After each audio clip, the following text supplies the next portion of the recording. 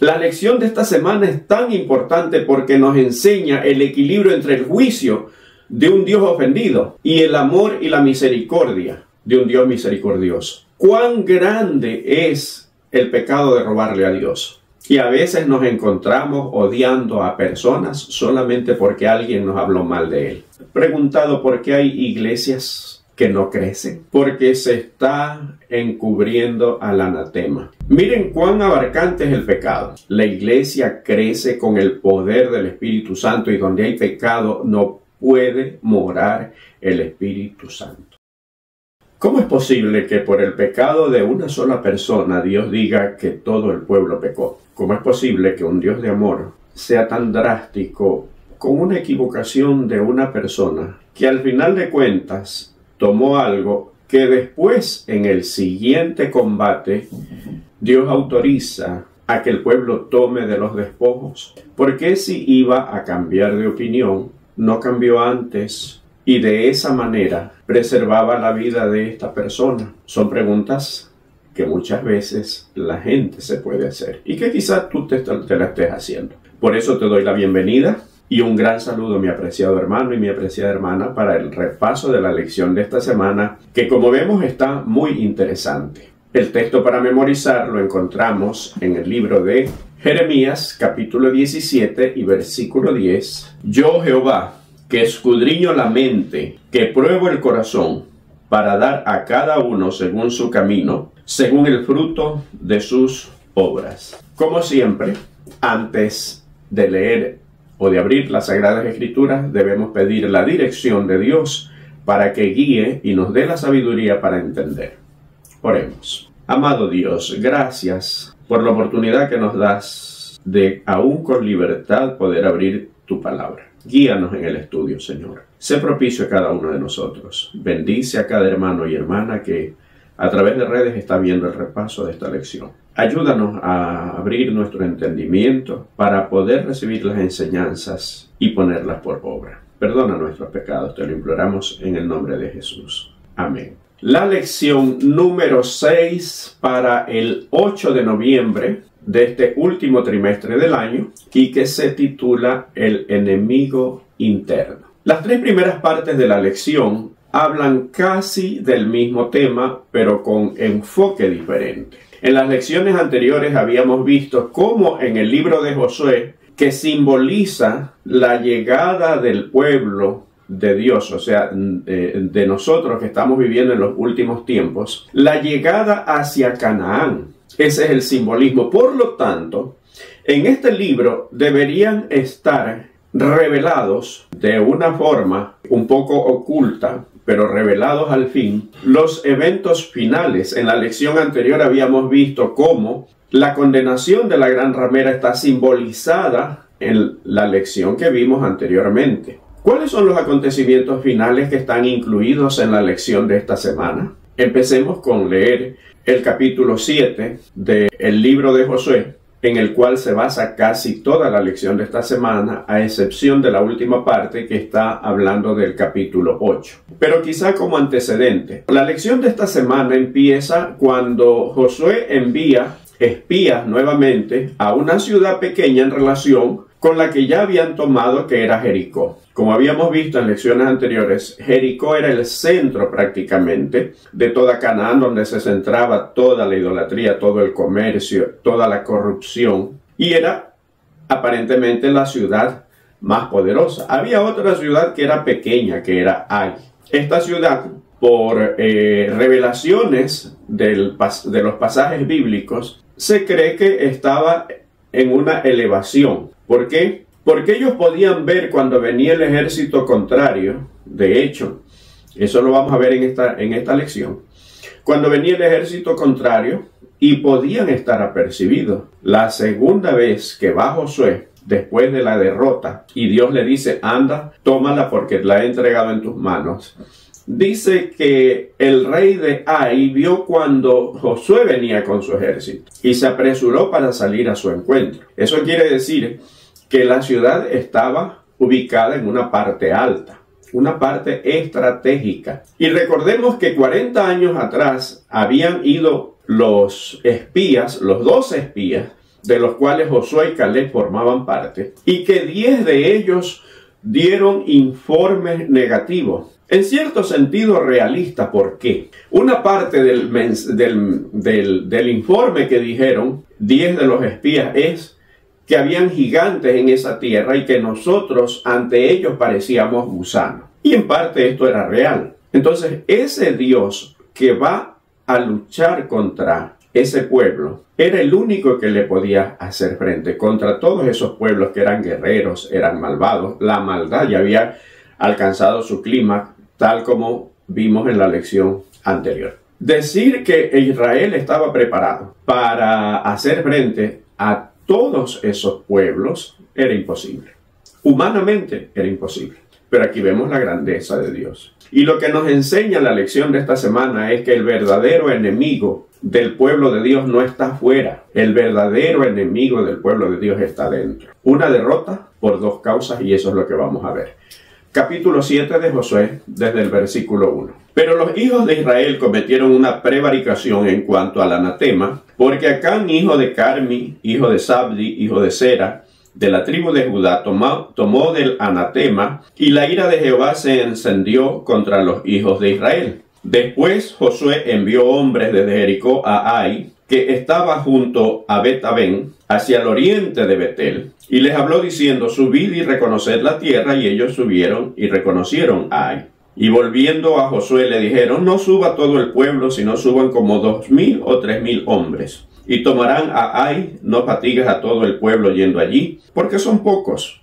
Y subieron allá del pueblo como 3,000 hombres, los cuales huyeron de delante de los de Ai, y los de Ai mataron de ellos a unos 36 hombres. Y los siguieron desde la puerta hasta Sebarín, y los derrotaron en la bajada, por lo cual el corazón del pueblo desfalleció, y vino a ser como agua. Entonces Josué rompió sus vestiduras y se postró en tierra sobre su rostro delante del arca de Jehová, hasta caer la tarde, él y los ancianos de Israel, y echaron polvo sobre sus cabezas. Y Josué dijo: ah, Señor Jehová, ¿por qué hiciste pasar este pueblo del Jordán para entregarnos en las manos de los amorreos, para que nos destruyan? Ojalá nos hubiéramos quedado al otro lado del Jordán. Ay, Señor, ¿qué diré ya que Israel ha vuelto la espalda delante de sus enemigos? Porque los cananeos y todos los moradores de la tierra oirán y nos rodearán y borrarán nuestro nombre de sobre la tierra. Y entonces, ¿qué harás tú a tu grande nombre? Y hay una realidad. Primero, la Biblia menciona o usa una palabra que dice anatema. Vamos a traducirla. Anatema significa maldito. En el término o en el aspecto hebreo, maldito era aquel que ya no tenía esperanza de salvación, que ya se habían agotado, que ya había traspasado toda la anchura de la gracia, por decirlo de alguna manera metafórica. Esa persona era maldito, ya no había esperanza de salvación. Recordemos que en la lección anterior habíamos visto que el pueblo de Dios se convirtió en el instrumento de juicio de parte de Dios contra los cananeos. Por lo tanto, aquellas naciones ya no tenían esperanza, ya habían agotado todo. Pero ya como nación, ya como pueblos, ya no tenían esperanza. Pero como personas aún se mantenía hasta el último la esperanza, y eso vimos en el ejemplo de Rahab y de los gabaonitas. Cuando dice que tomó del anatema, tomó de los malditos. De paso, aquí hay una coincidencia que tenemos que resaltar en la lección un poco más adelante. Y es que se cumple una palabra que dice, cuando habla de maldito, el apóstol Pablo habla de maldito todo aquel que es colgado de un madero. Recordemos que Jesús fue sacado de la ciudad crucificado y se lo consideró maldito. En otras palabras, todas las maldiciones que el pueblo cargó o que debía cargar, las cargó Jesús. Por eso Jesús fue considerado maldito. Pero esta parte vamos a ahondar un poquito más adelante. Ahora nos centraremos en 2 aspectos. Primero, de que Josué empieza el capítulo 7 diciendo de que Acán, y da la familia, cuál era la familia de su padre, de su abuelo, de su bisabuelo. Pero dice que este hombre tomó del anatema, lo ocultó, mintió, robó y lo enterró. Aquí hay muchas verdades que tenemos que analizar. Y el segundo pecado que comete, y está centrado en la lección de la primera parte, la del día domingo, que se titula Incumplimiento del Pacto, es el exceso de confianza que hay en el pueblo. Miren qué contradictorio que es a veces el ser humano.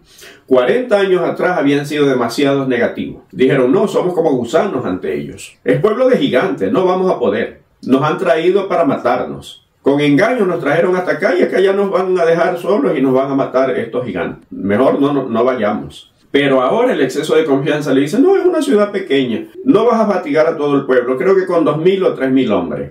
Envía a los 3.000 hombres y son derrotados. Mueren 36 personas. Hay un error que se comete desde el mismo liderazgo y es que Josué no consultó a Jehová. El pueblo, que ya había derrotado prácticamente a la ciudad más importante de Canaán, se sintió con el ego bien alto. Y eso es lo que sucede cuando nosotros le damos demasiada importancia a los triunfos, que no es que no debemos alegrarnos, somos seres humanos. Y por los triunfos es que luchamos. Pero cuando nos centramos demasiado en la alabanza, cuando nos centramos demasiado celebrando un triunfo, sabiendo que tenemos luchas todavía que conquistar, pueblo que conquistar, tierra que conquistar, objetivos que lograr, nos viene el exceso de confianza. Lo opuesto de los 10 espías negativos. Van estas personas y son vencidas. Aquí hay lecciones. La primera es de que el pueblo de Dios es testimonio vivo. En el momento que nosotros decidimos andar en los caminos de Dios, nos convertimos en testimonios vivos, para bien o para mal. ¿Cuál era el testimonio vivo para bien? Lo que dijo Rahab. Nuestros cuerpos y nuestras mentes han desfallecido de manera que no ha quedado aliento en nosotros, sabiendo lo que hizo el Dios de ustedes, que abrió las aguas del Mar Rojo, y lo que le ha hecho a los pueblos que estaban del otro lado del Jordán. Eso es un testimonio bueno. El pueblo obediente, Dios luchando sus guerras, sus desafíos. ¿Cuál era el testimonio negativo? El pueblo alejándose de Dios, exceso de confianza, ego elevado, creyendo que por sus propios méritos iban a obtener la victoria y caen derrotados. A veces con nosotros sucede lo mismo. Pensamos que solamente los problemas grandes tenemos que dárselos a Dios y que los pequeños los podemos manejar. ¿Hasta cuándo? Hasta cuando ese problema pequeño se convierte en un problema grande por no haber puesto aquel problemita o aquel que nosotros consideramos un problemita pequeño en las manos de Dios. Y eso sucedió con el pueblo de Israel. Ahora, ¿por qué si solo un hombre pecó? Acán, de la tribu de Judá. ¿Por qué Dios dice todo el pueblo ha pecado? Porque el pueblo ha pecado. Porque el pecado es tan contaminante, tan grande, tan aborrecible para Dios. Y estoy utilizando este término porque Dios no aborrece, porque es un sentimiento producido por el pecado. El odio es un sentimiento producido por el pecado y Dios no conoce pecado. Su omnisapiencia lo hace saber y descifrar, pero no por experiencia como nosotros lo conocemos. Pero para que vean cuán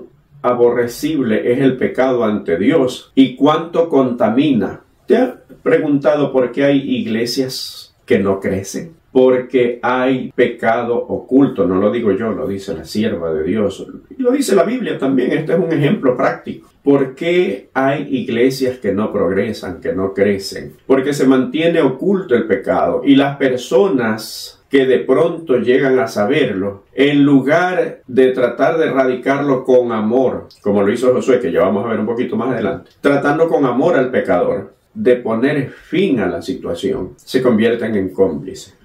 Es porque es el hijo de fulano, es porque es el anciano, es porque esta persona es importante. No, porque esta persona es importante, nos da fama, porque es una persona muy conocida, muy popular, porque es un personaje público. Así no crece la iglesia. La iglesia crece con el poder del Espíritu Santo y donde hay pecado no puede morar el Espíritu Santo. Y no con esto estoy queriendo decir que tenemos que empezar a tratar mal o a buscar, ¿quién tiene pecado? No es esa la labor de la iglesia, es recibir a todos, pero advertir que cuando uno se mantiene cerca del pecado, siempre va a estar lejos de Dios, y que el pecado de una persona puede contaminar todo el grupo. Y no era un grupo pequeño. Una sola persona contaminó un grupo de alrededor de 2 millones de personas y fueron vencidos por un ejército de alrededor de 6.000 personas, porque dice que eran 12.000 los que murieron, incluidos hombres y mujeres, como dice más adelante en la lección. Entonces hay muchas lecciones. Y seguimos a la siguiente parte. ¿Cuál fue el pecado de Acán? Y continuamos leyendo lo que habíamos parado en la lectura en el capítulo 7. Voy a leer desde el versículo 10. ¿Qué le dice Dios cuando Josué le dice, Señor, ahora nos van a borrar porque de esto se van a enterar los cananeos? ¿Se acuerdan el testimonio malo? Miren lo que dice en el versículo, desde el 10 en adelante. Y Jehová dijo a Josué, levántate, ¿por qué te postras así sobre tu rostro? Israel ha pecado y aún han quebrantado mi pacto que yo les mandé, y también han tomado del anatema y hasta han hurtado, han mentido y aún lo han guardado entre sus enseres. Por esto los hijos de Israel no podrán hacer frente a sus enemigos, sino que delante de sus enemigos volverán la espalda, por cuanto han venido a ser anatema. Ni estaré más con vosotros, si no destruyes el anatema en medio de vosotros. Levántate y santifica al pueblo, y di, santificaos para mañana, porque Jehová el Dios de Israel dice así, anatema hay en medio de ti, Israel. No podrás hacer frente a tus enemigos hasta que hayas quitado el anatema de en medio de vosotros. Justamente lo que yo estaba mencionando. ¿Por qué hay iglesias que no crecen? Porque se está encubriendo al anatema. Y aquí hay una enseñanza grande. Para Dios no hay nada oculto. Cualquier pecado cometido en lo más escondido o lo más lejano que nosotros creamos, todo está revelado ante los ojos de Dios. Y leemos desde el versículo 16 en adelante. Josué, pues levantándose de mañana, hizo acercar a Israel por sus tribus y fue tomada la tribu de Judá. Y haciendo acercar a la tribu de Judá fue tomada la familia de los de Sera. Y haciendo luego acercar a la familia de los de Sera por los varones fue tomado Zabdi. Hizo acercar su casa por los varones y fue tomado Acán, hijo de Carmi, hijo de Zabdi, hijo de Sera, de la tribu de Judá. Entonces Josué dijo a Acán, hijo mío, da gloria a Jehová el Dios de Israel y dale alabanza. Y declárame ahora lo que has hecho, no me lo encubras.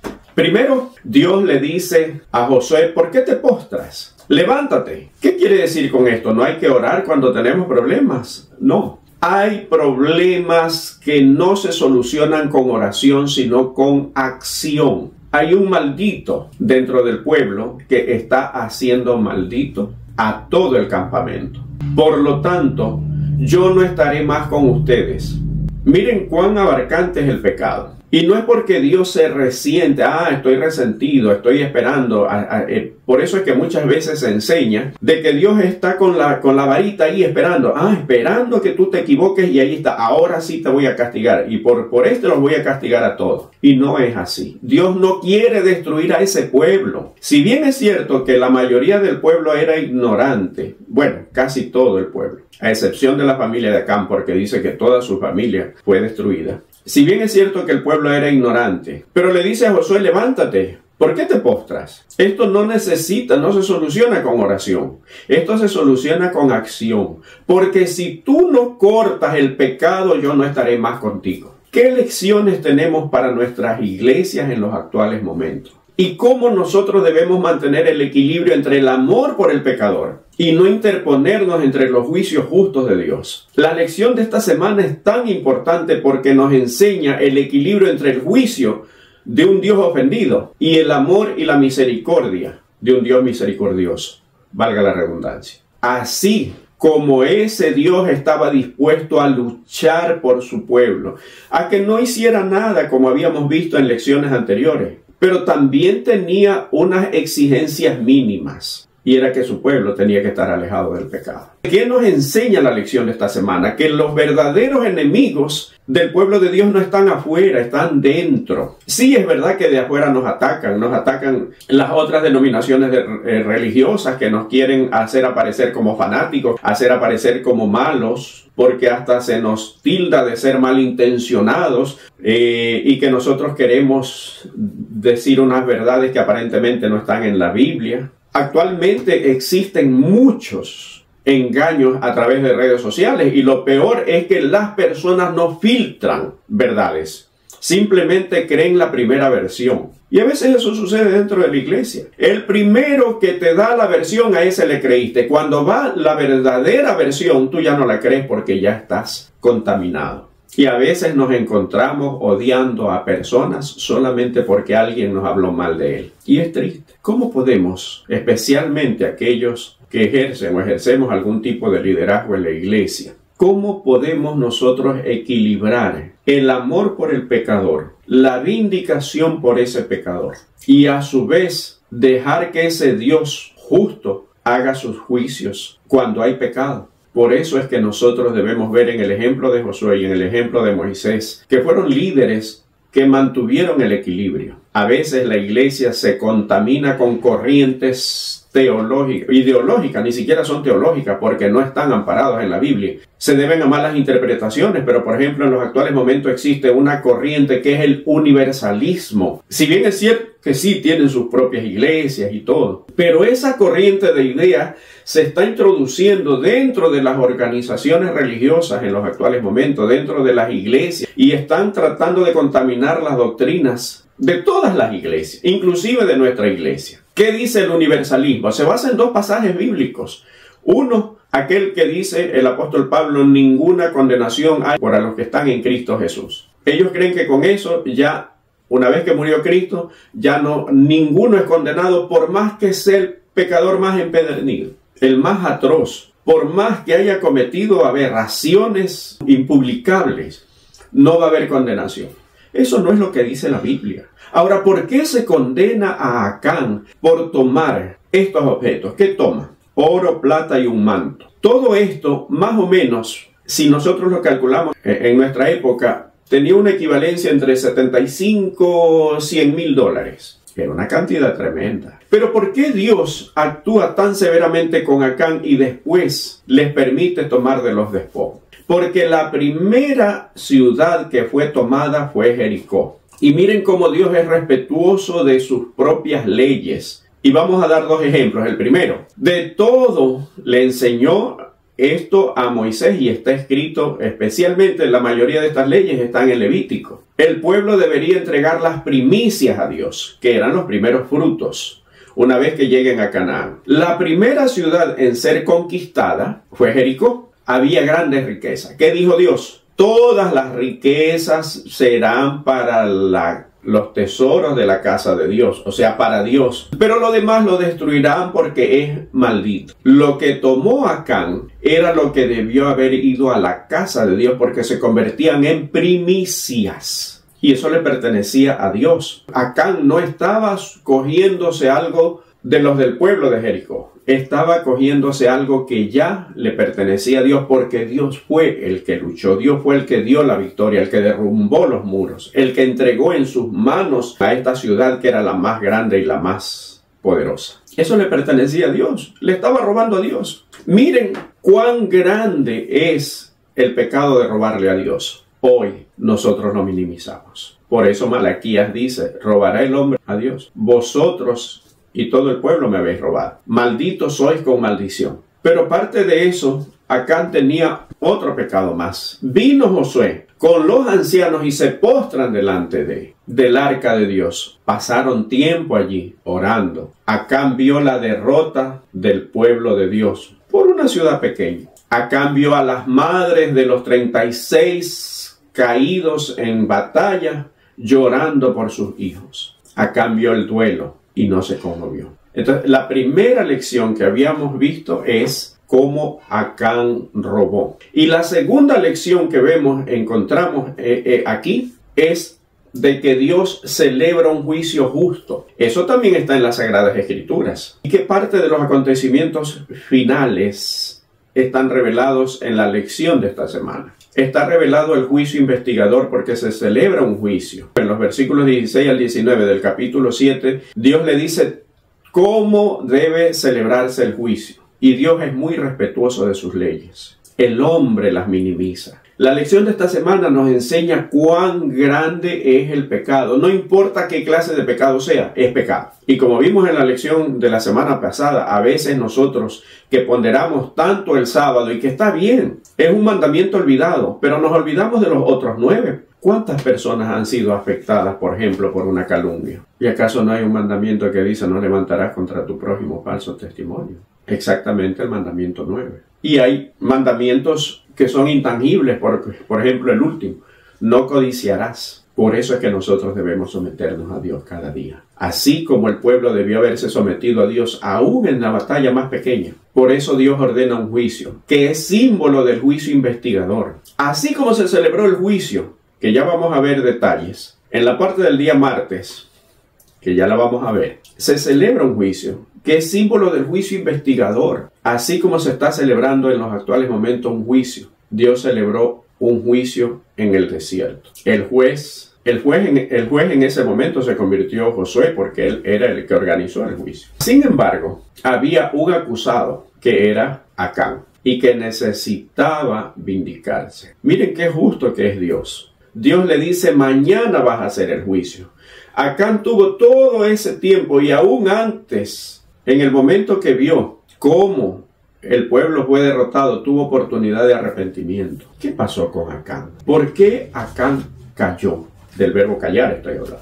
Por sus decisiones equivocadas, como dice la lección del día martes. Dios quiso salvarlo hasta el último momento, pero Dios no puede ser burlado. Y aquí se conjuga la parte de la justicia con la misericordia de Dios. Hermanos, si nosotros no entendemos esto, entonces no podemos entender a un Dios justo y misericordioso. Esto que hace Josué, este juicio que Dios le dice que realice, mata la teoría del universalismo. ¿Por qué? Si Dios va a salvar ahora a todo el mundo, no importa el pecado que haya cometido, no importa el más atroz delincuente, asesino, lo que sea, Dios lo va a salvar. Entonces Dios tendría que pedirle perdón a Acán por haberlo condenado. Tendría que pedirle perdón a Coré, Datán y Abirán. Y tendría que pedirle a los antediluvianos por haberlos destruido. Eso no es lo que enseña la Biblia, y cuidado con esas corrientes que están tratando de ingresar en la iglesia. Debemos ser celosos y mantener la sana doctrina. Dios nos ha hecho depositario de unas verdades y nosotros no solamente debemos compartirla, debemos mantenerlas puras tal como Dios nos las ha dado. Somos depositarios, somos responsables, somos administradores de verdades. ¿Cómo las estamos administrando nosotros? Y esto no quiere decir, repito, de salir y condenar al que se equivoca, no.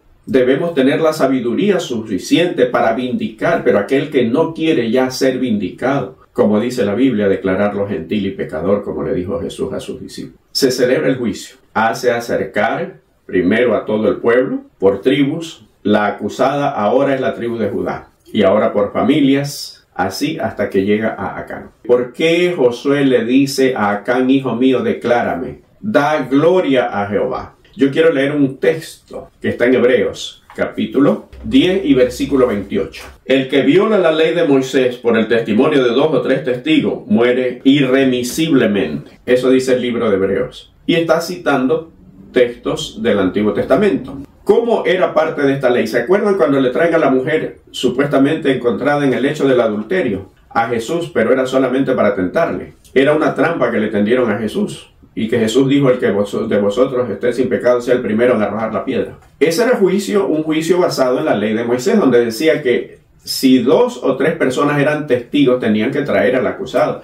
Y si el pecado era digno de muerte, pues tenía que ser apedreado. Pero en el caso del ejemplo de Jesús, quien debía traer a la mujer no eran los líderes religiosos, era el marido, el ofendido. Y debía traer a la mujer con el adúltero, porque para cometer adulterio se necesitan 2 personas. Pero trajeron solo a la mujer y la trajeron los líderes religiosos que no tenían nada que ver con ella. Ellos querían dar apariencia de ser justos, pero no lo estaban siendo. Sin embargo, Dios celebra un juicio justo porque los hace acercar y va cayendo la suerte, pero no es suerte, la designación en cada una de las pruebas de descarte hasta que cae sobre Acán. Y le dice Josué, hijo mío, esa es la forma como debemos tratar al pecador. Declárame, da gloria a Jehová. ¿Por qué le dice da gloria a Jehová? Porque el testigo Así como dice la ley de Moisés, debe morir por 2 o 3 testigos. Había un solo testigo, pero era el que todo lo sabe.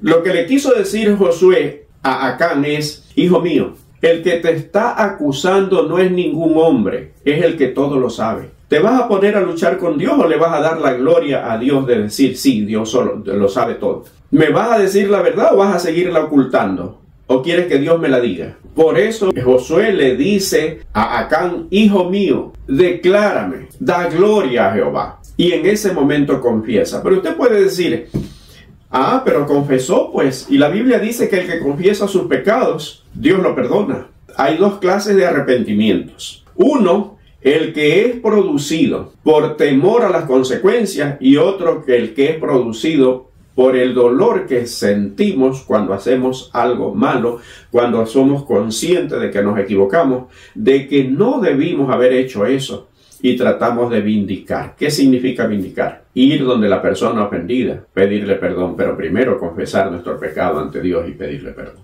Acán tuvo toda esa oportunidad, como habíamos visto. Vio la derrota del pueblo, vio los muertos, vio a las madres llorar por sus hijos y estuvo callado. No confesó sus pecados. Y Dios estaba esperando que confesara para perdonarlo.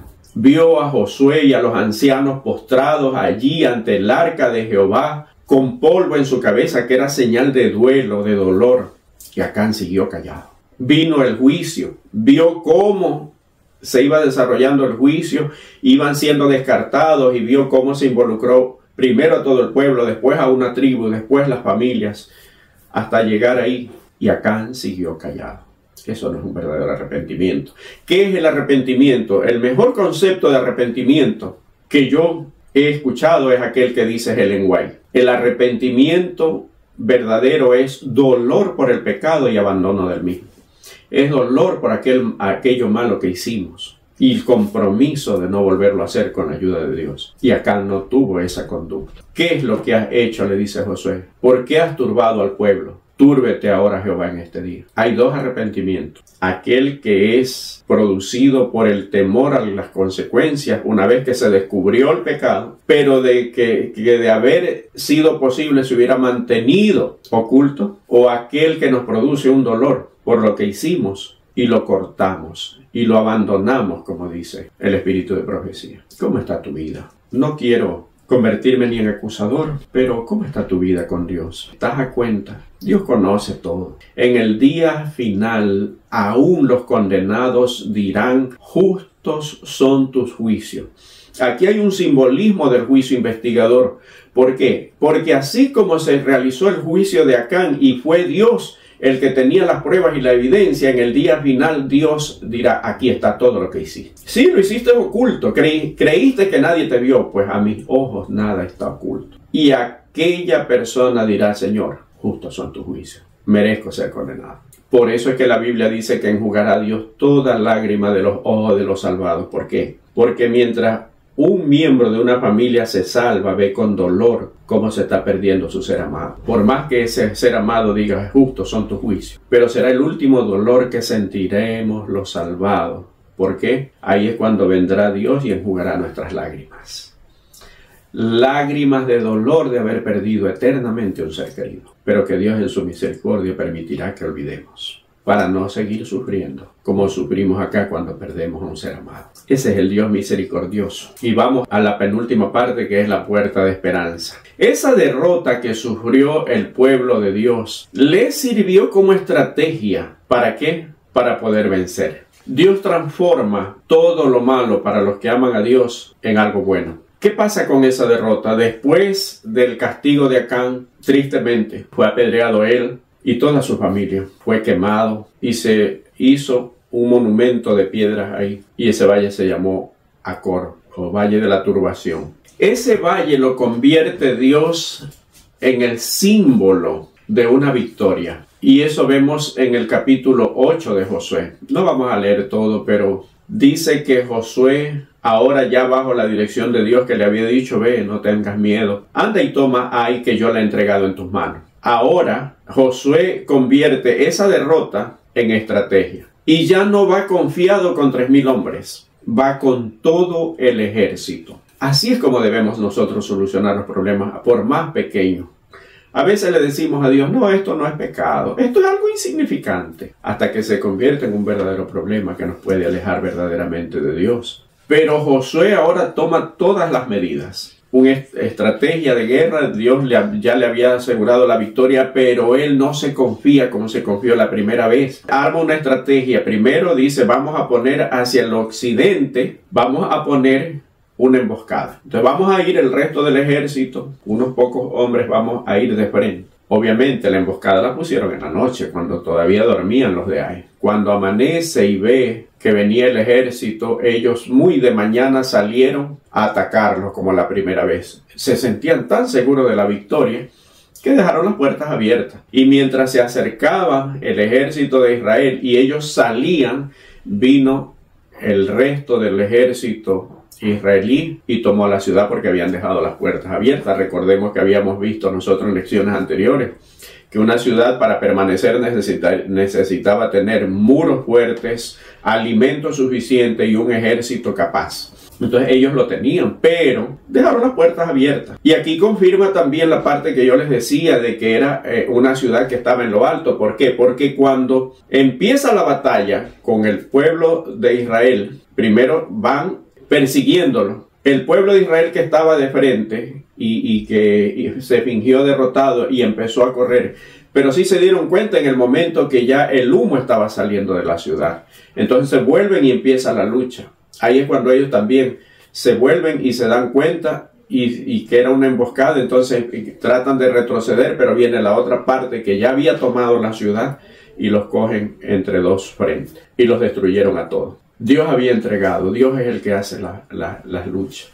Pero como ellos habían desconfiado de Dios y habían confiado en sí mismos, entonces Dios ahora le dice, ok, ustedes quieren pelear, vengan a pelear. Pero aún así mantiene su promesa. ¡Qué Dios misericordioso! Un ejército de alrededor de 30,000 hombres para matar a 12,000. Pero recordemos que el ejército de Israel se convirtió en el elemento de juicio.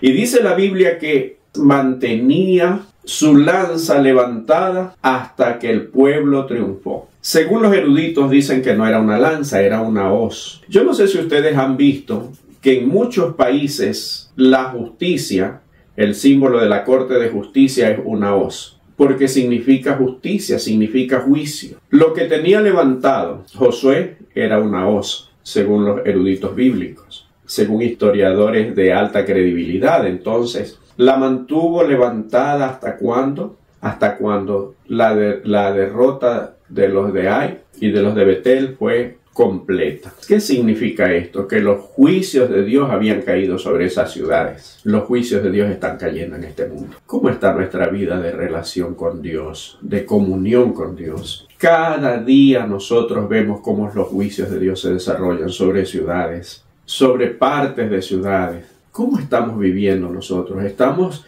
consagrándonos cada día más a Dios? ¿Estamos hablando del mensaje a las personas que no conocen de manera que puedan arrepentirse y no ser parte de esos juicios? La mano levantada de Josué significaba la mano levantada de Dios, o simbolizaba la mano levantada de Dios con los juicios a los cananeos. En los actuales momentos los juicios de Dios ya están cayendo sobre la tierra. Y a veces pareciera que nosotros estamos dormidos. A veces nosotros seguimos en nuestras luchas, tal como los discípulos, queriendo ser el primero, queriendo ser el mejor, queriendo ser el que ocupe esta responsabilidad, este cargo, mientras los juicios de Dios están cayendo. Reflexionemos, apreciados hermanos, con amor de Dios se los digo. Estamos viviendo los últimos tiempos. Los juicios están aquí. Todo se está cumpliendo, prácticamente todo se ha cumplido. Dios, este Dios de amor, aún en medio de su juicio, da victorias. Y esas son las victorias que Dios quiere que nosotros vivamos.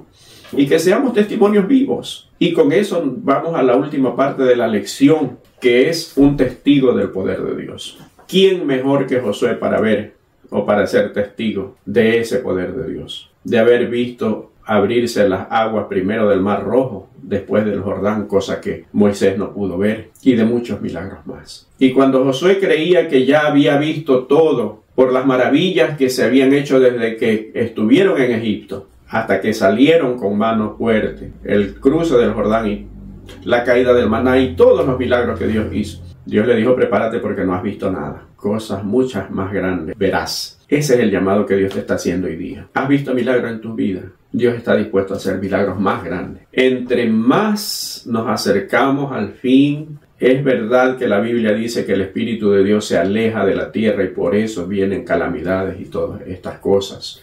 Por eso es que el hombre se ha vuelto prácticamente con actitud demoníaca, así lo dice el Espíritu de Profecía, demonios con formas humanas. Pero Dios quiere seguir obrando milagros en nuestras vidas y la promesa es de que no permitirá que nosotros seamos tocados si nos sometemos a Dios. El lamento de Josué en el momento que los de Ai los derrotan fue: ay Señor, ¿por qué nos hiciste pasar el Jordán? Bastante parecido al del pueblo cuando dice: ¿por qué nos trajiste hasta este desierto para morir acá? La única diferencia fue de que en el lamento de Josué no había la mala intención que hubo de aquellos que murieron en el desierto, porque acusaban a Moisés de haberlos traído al desierto para matarlos allí y adueñarse de todas las cosas que le dieron los egipcios. Pero Dios le dijo: levántate. Hay cosas que no se solucionan con oración, se solucionan con acción. Dios te está diciendo: levántate ahora. Testifica. Hay muchas personas que pasan por un lugar y dejan un buen testimonio, porque